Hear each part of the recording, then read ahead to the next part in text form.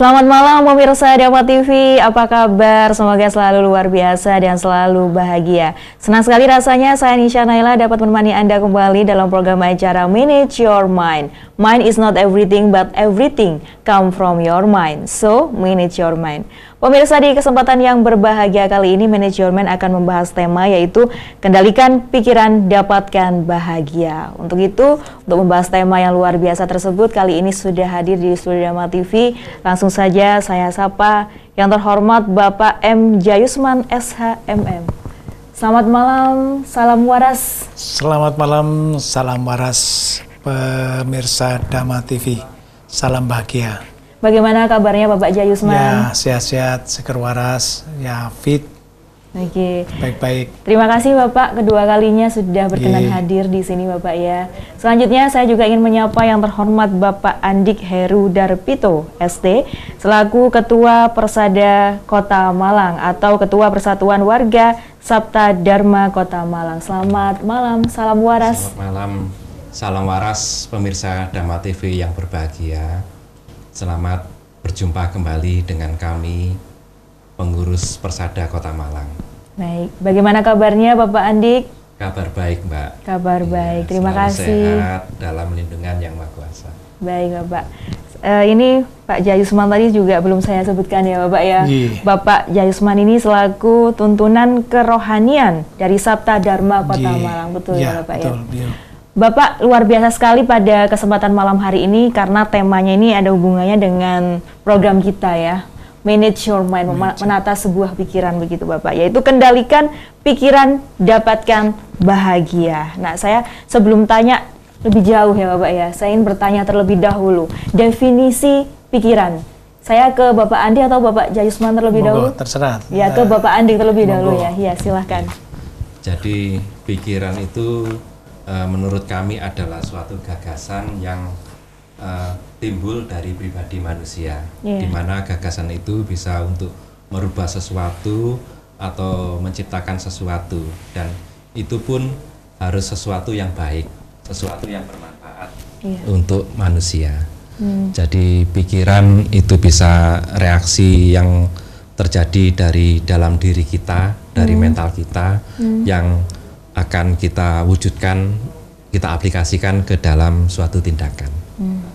Baik, jadi itu ya dari Bapak Andik. Selanjutnya Bapak Jayusman bisa menambahkan definisi dari pikiran Bapak. Ya, seperti yang dikatakan Mas Andi tadi, pikiran itu bisa gagasan, bisa ide, bisa penciptaan dari brand kita untuk kemudian menjadi suatu wahana bagaimana kita bertindak, bagaimana kita berpikir sesuai dengan koridor kehendak daripada diri kita sendiri, tapi tidak lepas dari kontrol, gitu aja. Itu ya, adalah pikiran kita, sehingga bisa menghasilkan sesuatu yang bermanfaat bagi siapapun, utamanya bagi kita maupun bagi orang lain. Ya, tentunya dalam pikiran itu ada pikiran macam-macam ya Bapak ya, ada yang berpikir positif gitu atau berpikir negatif begitu ya Bapak Jayusman ya. Betul, betul. Nah, mengapa ini kita perlu mengendalikan sebuah pikiran Bapak?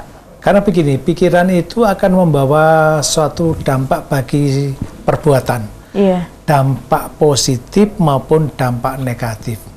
Nah, oleh karena itu pengendalian pikiran atau gagasan atau wawasan ini betul-betul harus sedini mungkin dirancang dan sebaik mungkin agar apa yang akan kita lakukan kelak itu bermanfaat dan tidak kemudian menodai diri kita atau menodai orang lain yang menjadikan orang lain rugi, menjadikan diri kita juga rugi. Oleh karena itu dengan pikiran yang baik maka akan tercermin suatu tindakan yang positif. Nah, ini bermanfaat sekali. Nah, inilah suatu pikiran itu harus ada dalam koridor manusia yang benar-benar baik. Jangan ada pikiran negatif. Kalau pikiran negatif akan mencederai orang lain, membuat orang lain rugi, membuat diri kita rugi. Nah, siapa yang akan menanggung risikonya? Semua akan menanggung risikonya. Ini pikiran itu. Pikiran menghasilkan tindakan. Ya, setuju juga Bapak bahwa segalanya ini berawal dari pikiran Bapak? Saya setuju dari gagasan atau pikiran atau wawasan atau brand ini saya setuju. Karena apapun yang akan kita lakukan dalam bentuk keseharian, bekerja, belajar ataupun apapun itu berdasarkan pikiran, tapi pikiran yang didasari oleh nurani.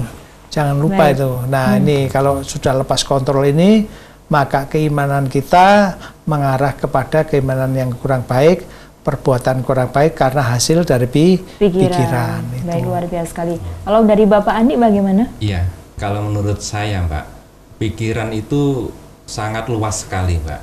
Jadi pikiran itu harus kita kendalikan, harus kita kontrol ke dalam pikiran-pikiran yang baik. Jadi pikiran yang baik itu sendiri yang akan mencerminkan seseorang itu akan bertindak, bersikap, dan bertingkah laku baik. Karena segala sesuatu seperti yang disampaikan oleh Pak Jayusman tadi, segala sesuatu itu timbul dari buah pikiran. Apabila pikiran itu sudah negatif, maka apa yang kita lakukan pastilah akan negatif. Karena kita ketahui bahwa pikiran itu adalah gejolak yang ada di dalam pribadi manusia. Jadi itu harus kita kendalikan, harus kita kontrol agar menjadi tingkah laku untuk menjadi yang baik itu tadi. Iya, Bapak seringkali sulit sekali ya untuk mengendalikan pikiran ini. Nah, bagaimana untuk mengendalikan pikiran tersebut, Bapak? Karena sulit sekali untuk kita itu mengubah sesuatu yang misalkan terjadi sesuatu gitu, Bapak ya, yang negatif gitu. Otomatis pikiran kita itu juga negatif, Bapak. Nah, ini bagaimana cara mengendalikannya sehingga pikiran kita itu negatif dan nanti hasilnya itu akan positif gitu. Maksud saya pikiran kita bisa positif dan nanti akan jadi positif gitu, Bapak. Nah, itu yang dikatakan dalam kehidupan Sabta Dharma itu anyokro manggilingan. Ya, selalu berubah-ubah. Baik pikiran, perilaku atau kalimat atau kata-kata itu akan berubah. Situasi akan mengkondisikan pikiran kita, situasi akan mengkondisikan perbuatan kita. Nah, ini kita harus mawas diri, tahu diri. Nah, itu yang penting. Karena kalau kita bertindak seceroboh mungkin atau katakanlah tidak sesuai dengan koridor kehidupan, maka ini akan menjadikan kita juga akan menjadi jelek, menjadi tidak baik. Nah, oleh karena itu memang selalu kita harus kontrol diri ya. Dalam kehidupan Sabta Dharma itu kalau kita tuh sujudnya perurutan setiap hari, setiap saat dan itu, nah ini akan mengendalikan diri kita dan pikiran kita, utamanya dalam bentuk perilaku atau perbuatan nyata.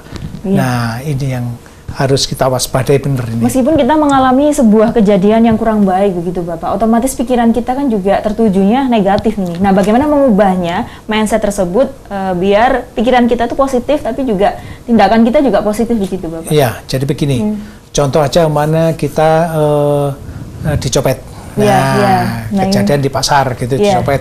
Kemudian copet ini tertangkap, ya kan? Nah, kita harus berpikiran positif. Satu, dia punya keluarga, dia punya kebutuhan. Nah, itu yang harus kita pikirkan. Kita tidak harus kemudian brutal, kita habisi mereka, kita pukul mereka, kita tidak. Kita harus tahu kondisi yang sebenarnya, kenapa dia mencopet.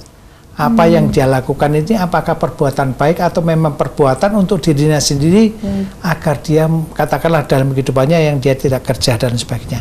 Ini contoh. Jadi kita harus apa istilahnya mau mengerti keadaan orang lain dulu. Nah, ini penting nih supaya tidak merugikan orang lain juga diri kita. Baik, jadi apabila kita menemukan sebuah kondisi sulit ya atau masalah seperti yang Bapak Jayusman tadi ceritakan bahwa apabila kecopetan begitu Bapak ya. Nah, kita harus berpikir positif Bapak ya dan ikhlas begitukah Bapak? Ya, betul, ya harus ikhlas. Toh pencopetnya sudah ketahuan. Contoh lagi mungkin ada orang mencuri sepeda motor. Dia mencuri sepeda motor itu ternyata dia akan jual untuk melahirkan putranya karena istrinya sudah hamil tua dan butuh biaya untuk ke rumah sakit. Apa yang harus kita lakukan? Apakah kita justifikasi kemudian kita hajar mereka, kita masukkan dalam satu katakanlah ke polisi dan sebagainya? Enggak, kita harus tahu dulu kondisinya, kenapa dia demikian. Apa yang dia lakukan itu adalah untuk kebaikan dirinya sendiri, untuk keselamatan istrinya karena dia akan melahirkan dan sebagainya. Maka kita sebagai manusia wantah yang sempurna harus bisa koreksi diri. Kalau kita dihadapkan pada situasi yang sama, Apa yang akan kita lakukan? Nah, inilah kita harus berpikiran positif seperti ini. Baik, ini contoh kebajikan Bapak ya. Dan menurut saya pribadi 1001 orang seperti Bapak Jayusman, karena fenomena yang terjadi di masyarakat sangat sulit sekali Bapak. Ketika kita kehilangan sesuatu, apalagi itu berharga gitu Bapak ya. Nah kemudian kita berpikir positif itu Bapak sulit, apalagi saya ini juga masih belajar ya Bapak ya. Nah itu menurut Bapak bagaimana? Nah ini kembali lagi kepada keyakinan kita. Apakah kita di dalam sembahyang atau menghadap pada Yang Maha Kuasa kepada Tuhan itu rutin atau enggak? Kalau kita kemudian hari ini sembahyang, hari ini tidak sembahyang, tidak, dan terus tidak sembahyang, ini maka pikiran kita, perilaku kita, keimanan kita akan berkurang drastis, dan petunjuk dari Allah Yang Maha Kuasa atau dari Tuhan ini akan berkurang. Maka kita perlu untuk menghadirkan diri kita kepada Yang Maha Kuasa dalam setiap saat. Baik Bapak, kita lanjutkan lagi setelah yang satu ini, tetap dalam program acara Manage Your Mind.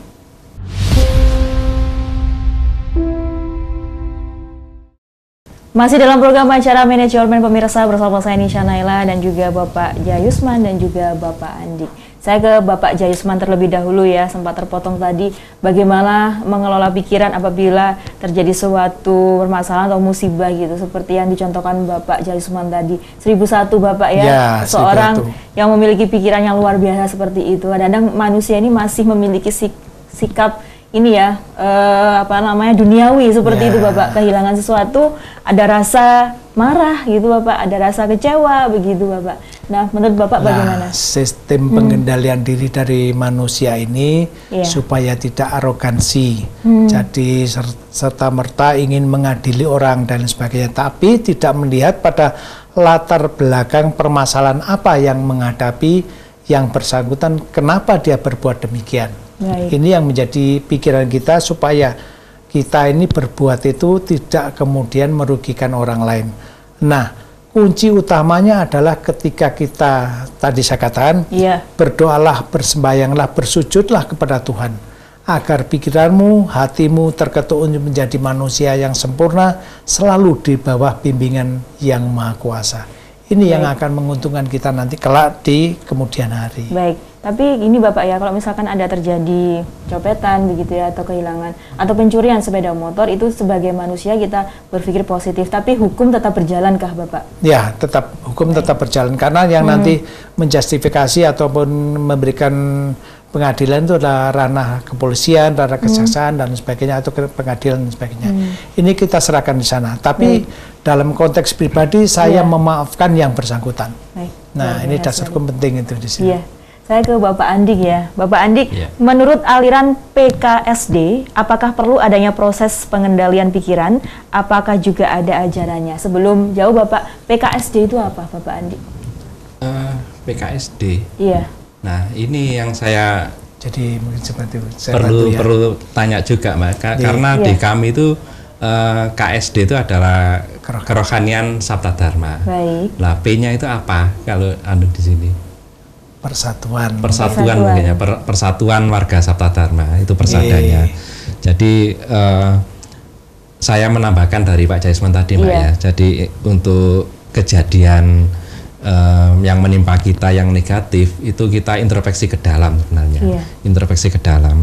Jadi ada apa dengan diri kita sehingga mengalami ujian seperti itu.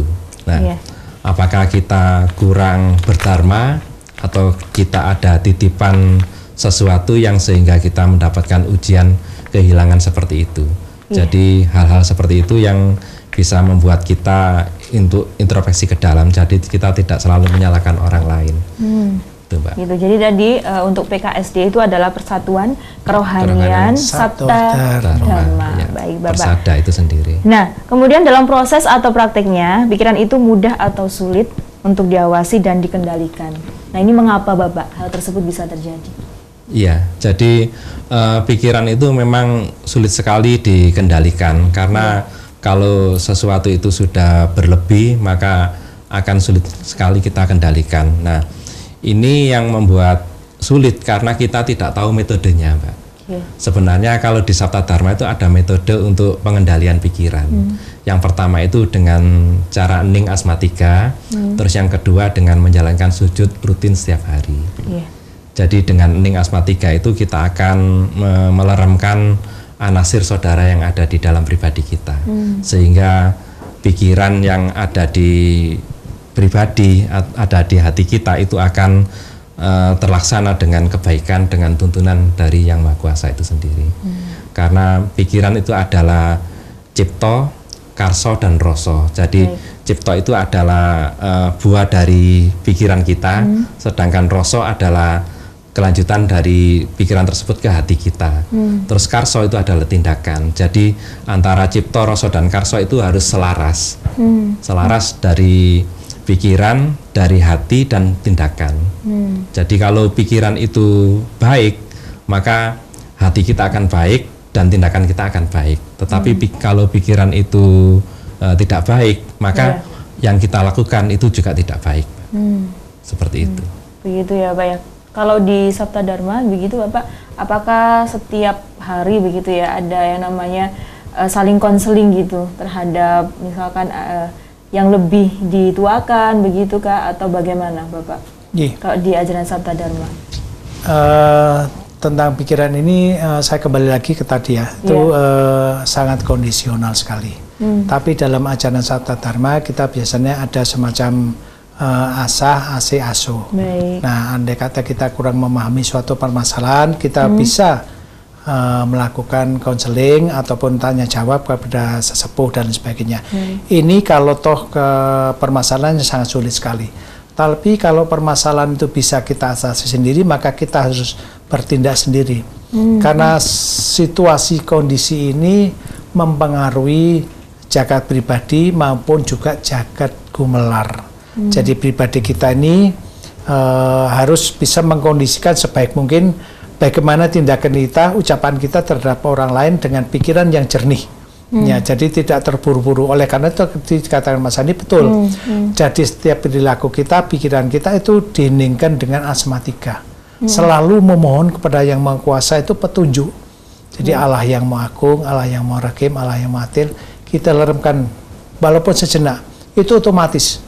Nah, tindakan kita akan positif, tidak merugikan orang lain. Tekniknya bagaimana Bapak? Jadi bisa dicontohkan. Nah, jadi hening ini sebetulnya kan kegiatan rutin ya, rutin setiap hari, setiap saat kita menembah kepada Yang Maha Kuasa. Nah, keadaan hening ini tidak harus kemudian kita diam lama gitu, baru berpikir, baru bertindak, enggak. Tapi itu pikiran otomatis. Karena kita sudah secara rutin pekerjaan ini, kegiatan ini selalu berlangsung. Ya, andai kata contoh aja, ketika kita bermimpi dan mimpi itu jelek dan akan mengakibatkan kita itu celaka. Dalam pikiran itu sudah ada, dalam batin itu sudah ada pikiran untuk mengucap asmatika, mohon petunjuk pada Yang Maha Kuasa. Allah yang Maha Agung, Allah yang Maha Rahim, Allah yang Maha Adil. Itu semuanya akan sirna. Ini contoh dalam pikiran, dalam arti ketika kita bermimpi. Nah, kalau tindakan nyata, nah itu tadi. Kalau kemudian ada contoh tadi yang saya katakan awal tadi, nah kita hening. Secara otomatis di sini langsung ada di dalam batin kita. Pikiran kita juga sama, hanya beberapa detik. Hening itu maksudnya kita meditasi atau bagaimana Bapak? Ya, gini, hening itu diam tapi mengucap dalam batin. Allah yang Maha Agung, Allah yang Maha Rahim, Allah yang Maha Adil. Itu secara otomatis pelan tapi pasti. Dan itu harus dipelajari, tidak serta-merta kita bisa, tidak butuh waktu. Nah itu ketelitian, kecernian hati, sumeleh, kemudian istilahnya itu kita rendah hati tadi. Nah itu. Apakah melakukan hening tadi itu juga ada gangguan-gangguan begitu Bapak ya? Ya, kalau dalam proses sujud mesti ada gangguan. Tapi kalau dalam proses tadi kita berpikir untuk bertindak secepat mungkin, itu otomatis Mbak. Allah yang Maha Agung, Allah yang Maha Rahim, Allah yang Maha Adil, itu dalam detik, hitungan detik. Ya karena rutinitas kita itu dalam keseharian selalu mengucapkan asmatika ini. Baik Bapak. Bapak Andi mungkin mau menambahkan. Jadi hening itu kan hening asmatika Mbak. Itu kita tuh mengamati keluar masuknya jalannya nafas Mbak. Jadi nafas itu kita amati masuknya dan keluarnya, bukan kita konsentrasi, tapi kita sumele. Kita sumele, kita pasrah, dengan mengucap asmatika tersebut. Maka secara otomatis nanti sesuatu yang bergolak dalam pribadi itu akan lerem dengan sendirinya, akan terasa dingin dengan sendirinya. Nah, dari rasa yang kita dapat itu, maka si warga tersebut, si orang tersebut akan terbimbing menjadi tenang, menjadi terarah apapun yang akan dilakukan. Jadi sehingga pikiran yang akan muncul itu adalah pikiran negatif, pikiran positif maksud saya, pikiran positif yang tidak negatif lagi, karena sudah melalui proses pelereman dari saudara dengan tata cara hening asmatika tersebut. Dan hening itu bisa dilakukan kapanpun, Mbak. Ketika kita duduk seperti ini, ketika kita naik mobil, ketika kita apapun melakukan pekerjaan, itu bisa kita laksanakan. Tidak harus memejamkan mata.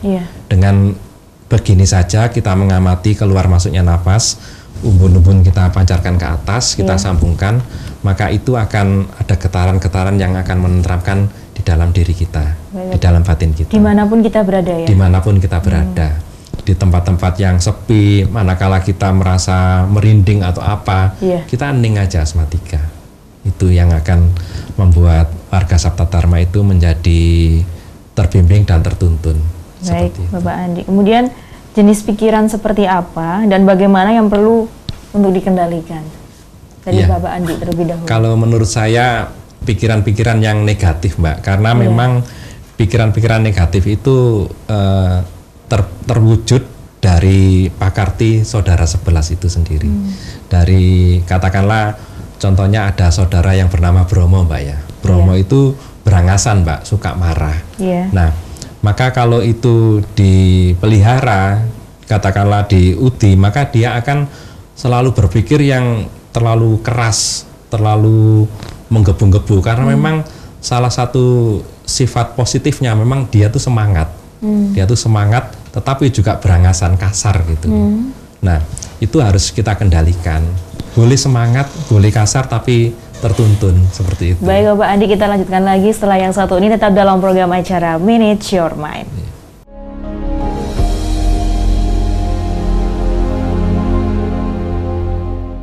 Terima kasih Anda masih bersama kami dalam program acara Manage Your Mind. Mind is not everything, but everything come from your mind. So, Manage Your Mind. Bersama saya Nisha Naila, Bapak Jayusman dan juga Bapak Andik. Ya Bapak, tema kita luar biasa sekali ya, kendalikan pikiran, dapatkan bahagia. Saya ke Bapak Andik ya, tadi sempat terpotong. Bagaimana Bapak, silahkan pada pemirsa Dharma TV. Jadi, sifat-sifat negatif yang ada di dalam pribadi manusia itu mewujudkan pikiran atau pakerti yang akan kita kerjakan. Jadi itu harus kita kendalikan, Pak. Jadi harus kita kontrol agar menjadi baik dan tertuntun.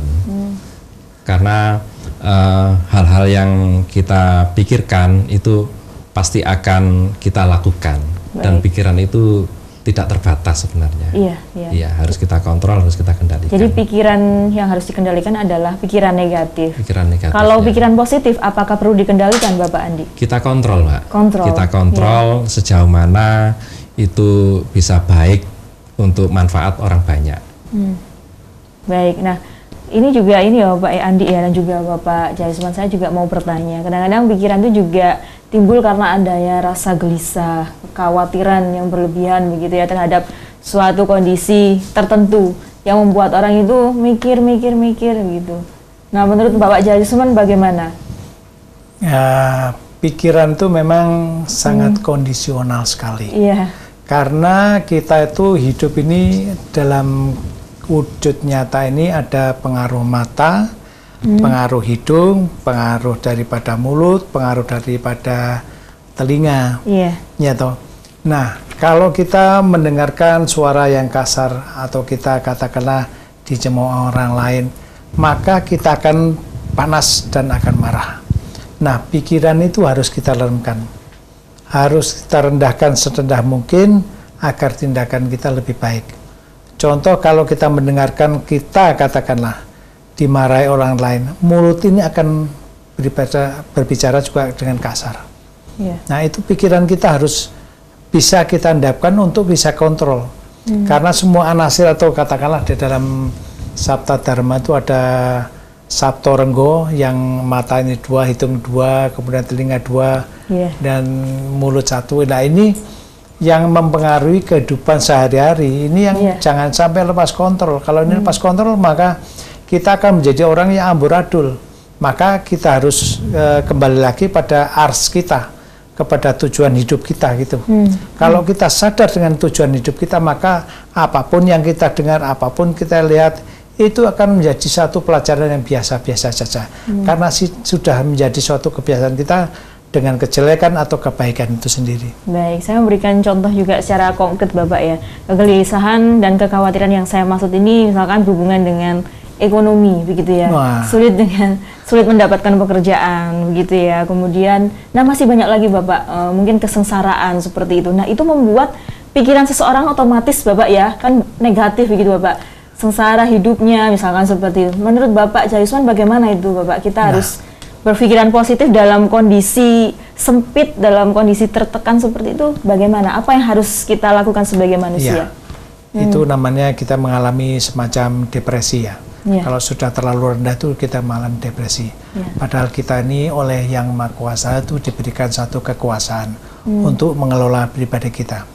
Jadi umpamanya sekarang kita berjualan roti hari ini, hari pertama, hari kedua, hari ketiga itu tidak laku ataupun kurang lakunya itu, maka kita harus memiliki diversifikasi produk, mengalihkan produk kita dari roti menuju kemana, ataukah kita jualan selain roti, sehingga pikiran kita harus selalu berubah dalam positif ya, berubah dalam arti positif. Jangan sampai kemudian kita selalu mengeluh.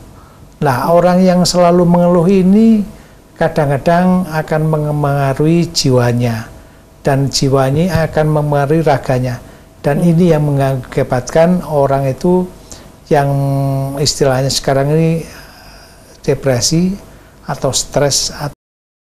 Lah, untuk mengendalikan ini kita harus melakukan kegiatan yang setiap hari diwajibkan oleh Yang Maha Kuasa, yakni sujud atau sembahyang.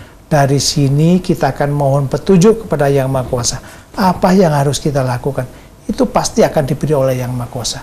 Karena Yang Maha Kuasa itu maha segalanya.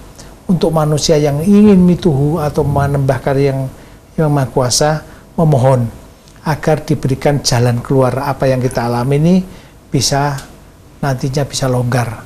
Jadi kita mengalami yang namanya depresi lagi. Itu. Jadi ada solusinya. Ada solusinya. Jadi tidak harus diam aja, enggak. Tapi kita punya pikiran, oh iya sih, saya akan punya Tuhan, saya punya Allah, maka saya akan berkeluh kesah. Nah, di situ akan mendapatkan petunjuk. Apakah kita akan dapatkan petunjuk kepada tetangga, atau kepada saudara, atau kepada yang lain. Ini akan ada solusinya. Tapi kalau kita diam, ya sudah selesai kehidupan itu. Berdoa, kemudian apakah ada usaha begitu, Bapak? Doa dan usaha, kata Om Mairama kan itu. Perjalanan doa dan perjuangan. Nah, itu harus ada usaha, kan tidak doa aja enggak. Harus ada usaha, ada actionnya gitu. Itu. Jadi bagaimana caranya begitu Bapak usaha? Itu pasti ada petunjuk dari Yang Maha Kuasa. Tidak mungkin lapar gitu Bapak. Jangan sampai melemahkan diri pribadi. Jangan sampai melemahkan pribadi. Karena begini Bapak, karena kalau untuk urusan misalkan ekonomi begitu ya, saya bicara ekonomi gitu ya, itu kan juga berakibat nantinya kejahatan gitu ya Pak ya. Pikiran negatif begitu menimbulkan kejahatan. Seperti yang dicontohkan Bapak tadi, mencopet, mencuri begitu. Iya Bapak ya. Iya betul ya. Jadi kita harus positif. Jadi jangan kemudian pasrah begitu saja, jangan. Kita harus berusaha. Karena manusia diberikan alat peraga dari tubuh ini kan bisa dibuat apa? Entah, mohon maaf ya. Kalau ekonomi sudah jatuh umpamanya, kita mungkin pekerjaan tidak ada. Kita mungkin bisa menjadi kuli, menjadi tukang masak, menjadi katakanlah apa yang bisa kita lakukan di situ. Ini yang akan mencerminkan kehidupan kita akan bertambah baik. Jangan pasrah gitu aja. Ini melemahkan mental kita dan pribadi kita secara keseluruhan. Ini sangat sakit sekali. Jadi mengoptimalkan diri begitu ya, betul, sehingga bisa lepas dari sebuah permasalahan tersebut begitu dengan doa, kemudian usaha begitu ya. Ya, doa dan perjuangan itu doa penting. Doa dan perjuangan. Ya, terima kasih Pak Jayusman. Bagaimana Bapak Andi bisa menambahkan? Ya, sedikit saya tambahkan, Pak. Jadi pikiran itu yang kita maksud tadi itu terkait dari hal-hal yang kita terima negatif itu tidak kita hadapi secara negatif juga, karena kita harus melihat bahwa ini adalah suatu ujian yang harus kita terima. Jadi kita harus bisa berpikir positif di situ, Mbak. Baik. Ya, tema kita pada malam hari ini adalah kendalikan pikiran, dapatkan bahagia. Ya, saya sekarang ke bahagia, Bapak ya. Kalau tadi bagaimana cara mengendalikan sebuah pikiran begitu. Nah, ini goalsnya kita ini mendapatkan sesuatu yang bisa membuat diri kita bahagia. Nah, definisi bahagia menurut Bapak Jayusman apa, Bapak? Ya, bahagia itu sebetulnya banyak indikator ya. Iya. Kita puas dengan pekerjaan kita merasa senang, kita merasa bahagia. Kita bisa membantu orang lain yang memerlukan atau karena kekurangan, hati kita bahagia, hati kita puas, dan kita merasa tentram, itu juga bahagia. Jadi indikasi daripada atau indikator dari bahagia itu banyak sebab, banyak akibat, yang istilahnya dapat menguntungkan diri kita dan dapat menguntungkan orang lain. Menjadikan orang senang ya karena pertolongan kita, itu kita bahagia. Kita tanpa pamrih berbuat itu karena kuasa Allah itu saja. Ini menjadikan kita bahagia, karena kebahagiaan itu sulit diukur. Sulit diukur. Kadang-kadang kita senang, oh itu bahagia. Nah itu seperti itu. Berarti sudut pandang dari Bapak Jayusman ini bahwa bahagia itu dapat membantu gitu ya, membantu orang lain. Dengan membantu orang lain, diri kita semakin bahagia. Begitu Bapak Jayusman ya. Kalau Bapak Andi sendiri definisi bahagia itu seperti apa, Bapak Andi? Bahagia itu menurut kami adalah sesuatu yang patut kita capai. Karena kebahagiaan itu akan muncul apabila kita sudah bisa membahagiakan diri sendiri, Mbak. Artinya membahagiakan diri sendiri, kita bisa membuat kita bersyukur pada Yang Maha Kuasa. Jadi manakala kita sudah bisa membahagiakan diri sendiri, kita akan bisa membahagiakan orang lain. Jadi memayu-hayuning bagyo pribadi itu akan bisa memayu-hayuning bagyo bawono. Seperti itu. Nah, lagi-lagi bahagia itu berawal dari pikiran, Bapak ya, walaupun dalam situasi atau kondisi yang kurang beruntung begitu, tapi kalau pikiran kita bahagia, tentunya juga akan bahagia responnya. Nah, kalau dalam ajaran Sabta Dharma sendiri, konsep bahagia ini bagaimana, Bapak? Kalau dalam ajaran Sabta Dharma, konsep bahagia itu? Konsep dalam Sabta Dharma itu sederhana. Ketika kita mampu untuk menolong orang lain tanpa pamrih, ya itu merupakan satu kebahagiaan buat kita. Dengan membahagiakan orang lain, kita akan bahagia. Nah, konsepnya dalam Sabta Dharma itu sederhana. Nah, ini pun juga tadi mungkin sempat disinggung, atau kemarin sudah sempat disinggung tentang sesanti. Ing diwai marang sapa wae warga Sabta Dharma kudu suminar pindha baskara. Ini adalah langkah-langkah preventif bagi kita sebagai warga Sabta Dharma untuk bisa membantu orang lain tanpa pamrih dan membahagiakannya itu secara universal begitu. Nah, baik, itu. Bapak Jayusman. Perbincangan kita akan lanjutan lagi, Bapak ya, setelah yang satu ini. Tetap dalam program acara Manage Your Mind.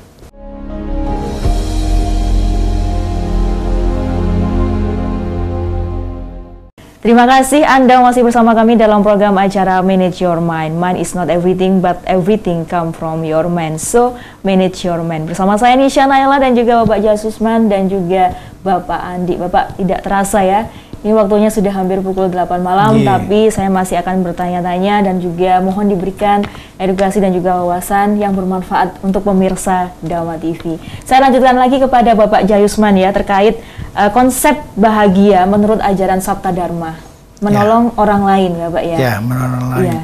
Itu makanya saya katakan tadi sederhana sekali. Jadi kebahagiaan itu ukurannya menjadikan orang itu tentram, kemudian dia tidak merasa mengeluh, tidak merasa rendah hati, rendah diri, tidak merasa dia terkucilkan dan sebagainya. Nah, maka dari itu kebahagiaan itu kita ciptakan dengan suasana hati yang yang tentram, suasana hati yang senang. Ya, kadang-kadang orang itu sedetik, 2 detik, 3 detik itu kadang susah. Apa yang kita rasakan, apa yang kita susahkan, maka berpikirlah positif untuk menjadikan diri kita selalu bahagia, selalu tentram. Ini yang menjadi kunci daripada ajaran kita Sabta Dharma, karena kita ini ada 5K, kemampuan, kemauan, ya, keikhlasan, ya, karya dharma dan kejujuran. Tapi runtutannya adalah kemauan, kejujuran. Nah, ini yang penting. Kalau kita jujur terhadap perilaku kita sendiri tuh tanpa terasa tuh senang, bahagia. Nah, ini yang menjadi perilaku kita. Baik Bapak, untuk menolong tadi ya, bahagia itu bisa menolong orang lain ya menurut ajaran Sabta Dharma. Ini menolong dalam arti bagaimana Bapak? Kita memberikan pelayanan jasa ataukah berupa barang atau bagaimana Bapak? Banyak hal, banyak hal. Doa itu juga merupakan pertolongan yang tidak nyata. Dengan materi juga bisa, dengan fisik kita juga bisa. Jadi banyak sebab, banyak hal yang bisa kita tolong kepada orang lain semampu kita. Dharma kita curahkan ke sana untuk bisa membantu orang lain sehingga mereka tidak mengalami kesulitan, dan jatuhnya ini kita ini menjadi orang yang tidak akan memiliki pamrih dengan katakanlah menolong orang lain tadi. Ikhlas begitu. Ikhlasnya itu ada. Baik, Pak Jayusman, luar biasa sekali. Saya mau izin ke Bapak Andik ya. Bapak Andik, kadang-kadang kalau kita mau bahagia gitu ya, terkendala dari pikiran kita sendiri begitu. Nah, apa faktor penghambatnya, Bapak Andik? Faktor penghambat untuk bahagia dari pikiran itu adalah itu tadi, Mbak, pikiran-pikiran negatif yang menghambat. Itu hal-hal itu yang akan membuat kita tidak bahagia, karena langkah kita akan terhalangi oleh buah pikiran kita sendiri. Jadi hal-hal yang semacam itu yang harus kita kendalikan, harus kita kontrol agar menjadi pikiran-pikiran yang baik untuk kita bisa menjadi bahagia. Katakanlah tadi Pak Jayus bisa menolong orang lain itu tanpa pamrih, dengan ikhlas, maka orang yang kita tolong itu bisa bahagia, kita juga akan merasakan kebahagiaan itu sendiri. Menurut Bapak Andi, selain bisa menolong orang lain, ya faktor-faktor apa yang bisa membuat diri kita itu bahagia? Ya, faktor kesenangan dari orang tersebut, Mbak. Orang tersebut bisa senang, kita akan bahagia juga. Kita bisa senang juga melihatnya seperti itu. Jadi apabila ada orang yang susah kemudian kita bantu gitu ya, kemudian dia bisa kembali untuk bahagia kembali, itu Bapak ya, seperti itu kebahagiaan sesungguhnya menurut ajaran Sabta Dharma. Begitukah Bapak Jayusman? Iya, betul. Jadi itu penting sekali menjadi kunci kehidupan kita manakala kita dihadapkan pada satu permasalahan, sehingga kita mampu untuk menolong orang lain itu tanpa pamrih ya. Ini menjadi kunci utama kita. Begitu, ini Bapak. Penting. Kemudian Bapak, untuk pikiran yang terkendali ini berkaitan dengan proses pencapaian kebahagiaan pada diri seseorang. Ini bisa dijelaskan? Oh iya, jadi pikiran terkendali itu adalah pikiran yang dikendalikan oleh rasa. Karena rasa ini adalah alatnya cahaya. Cahaya itu sendiri dari Allah yang Maha Kuasa. Maka ketika kita mendapat pencahayaan dari Allah yang Maha Kuasa, maka pikiran kita positif, perilaku kita juga akan positif. Ini yang akan menjadikan kita menjadi orang yang bahagia, tentram lahir dan batin. Itu menjadi kuncinya. Ya, tentunya ada gangguan-gangguan Bapak ya dari luar begitu kan yang bisa menghambat kebahagiaan itu sendiri gitu. Oh, banyak hal. Banyak hal yang menjadikan kita tuh rintangan-rintangan semacam ini. Rintangan semacam ini harus kita waspadai. Karena ada eksternal, ada internal kan. Nah, ini yang menjadi kunci pokoknya. Kalau kita sudah mengetahui tentang hal ini, maka kita akan menjadikan diri kita itu sadar benar. Sadar benar dengan kondisi semacam ini. Nah, ini kita kembalikan kepada diri kita, kemudian kepada Yang Maha Kuasa. Dengan demikian selalu kita akan terbimbing dengan apa yang kita kehendaki sesuai dengan kehendak Allah Yang Maha Kuasa. Baik, itulah Bapak. yang menjadikan kita bahagia. Baik, tadi Bapak juga menyampaikan bahwa dengan menolong orang begitu yang membuat bahagia. Namun definisi bahagia menurut pandangan orang lain itu berbeda dengan ajaran Sabta Dharma misalkan, bahwa kebahagiaan itu misalkan mendapatkan suatu pencapaian, keberhasilan seperti itu. Kalau menurut Bapak seperti itu bagaimana? Apakah salah atau perlu untuk dibenarkan begitu Bapak? Ya. Nah, hal ini sah-sah saja menurut pendapat mereka sendiri-sendiri.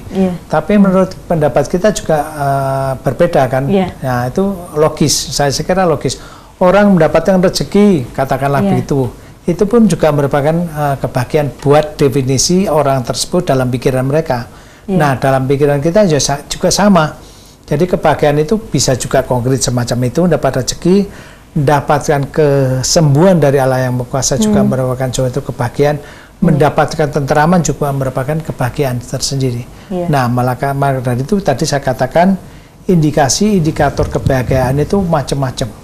Nah, ini tergantung sudut pandang bagaimana kita menikmati kebahagiaan itu bagaimana. Gitu. Bagaimana Bapak untuk mensyukuri kebahagiaan itu Bapak? Ya, kita mensyukuri kebahagiaan itu mudah sekali. Kita mendapatkan seger waras begini, ini merupakan kebahagiaan. Ini anugerah yang tiada terhingga dari Yang Maha Kuasa. Ya harus kita nikmati dalam hidup ini. Jangan jadi orang itu ongso-ongso, tahu ongso-ongso ya? Apa itu Bapak? Ongso-ongso itu selalu menggebu-gebu, ingin mencapai sesuatu dengan menggebu-gebu tanpa harus berpikir panjang sebab akibatnya nantinya. Nah, ini harus disadari benar. Jadi harus pelan-pelan jadi harus seteliti mungkin kita bagaimana mencermati ini. Nah, gitu. Jadi ongso-ongso gitu. Ongso-ongso ya, ongso-ongso itu menggebu-gebu. Ya, jangan menggebu-gebu, biasa aja. Sumeleh, santai itu aja. Begitu. Tapi kunci. Apakah kalau misalkan kita memiliki sebuah tujuan atau visi misi untuk lebih baik itu apakah boleh Bapak? Boleh saja, sah-sah saja. Ya, asalkan tidak melanggar aturan kebijakan atau katakanlah koridor hukum, jangan sampai. Nah, itu yang akhirnya membuat kita celaka itu jangan sampai. Harus kendalikan diri gitu. Harus kendalikan diri. Luar biasa sekali. Saya ke Bapak Andi terakhir Bapak ya. Boleh mohon berkenan untuk memberikan motivasi begitu dan renungan kepada pemirsa Dhamma TV bagaimana kita mengendalikan sebuah pikiran agar kita memiliki hidup yang lebih bahagia. Silakan Bapak Andi. Pemirsa Dhamma TV yang berbahagia, kebahagiaan itu akan muncul apabila kita sudah bisa membahagiakan orang lain. Maka dari itu kita sebagai manusia harus bisa membuat orang lain berbahagia. Maka diharapkan semua makhluk bisa berbahagia. Terima kasih Bapak Andi, semoga dapat memberikan manfaat untuk pemirsa Dhamma TV yang menyaksikan program acara Manage Your Mind. Kemudian Bapak Jayusman terakhir boleh memberikan renungan motivasi kepada pemirsa Dhamma TV agar hidup lebih bahagia. Silahkan. Berpikirlah positif, bertindaklah positif agar martabat Anda menjadi manusia itu adilung di hadapan Tuhan, maka kalian akan mendapatkan satu kebahagiaan dari Allah Yang Maha Kuasa dengan tanpa pamrih dan tanpa ikatan apapun. Ini yang menjadikan kita akan bahagia kelak. Baik, terima kasih Bapak Andi dan juga Bapak Jayusman, sangat luar biasa sekali. Saya dapat ilmu dan juga wawasannya luar biasa tentunya, dan tentunya pemirsa Dhamma TV ini juga dapat lebih sadar begitu bahwa dengan mengendalikan sebuah pikiran tentunya hidup akan lebih bahagia. Terima kasih sekali lagi, sehat selalu Bapak. Baik pemirsa Dhamma TV, itu tadi perbincangan saya dengan Bapak Jayusman dan juga Bapak Andi. Semoga memberikan motivasi, dapat memberikan pencerahan untuk pemirsa Dhamma TV yang menyaksikan program acara Manage Your Mind. Akhir kata, saya Nisha Naila beserta kru yang bertugas mengucapkan terima kasih atas kebersamaan Anda. Semoga selalu bahagia, Dhamma TV selalu damai di hati. Selamat malam dan sampai jumpa.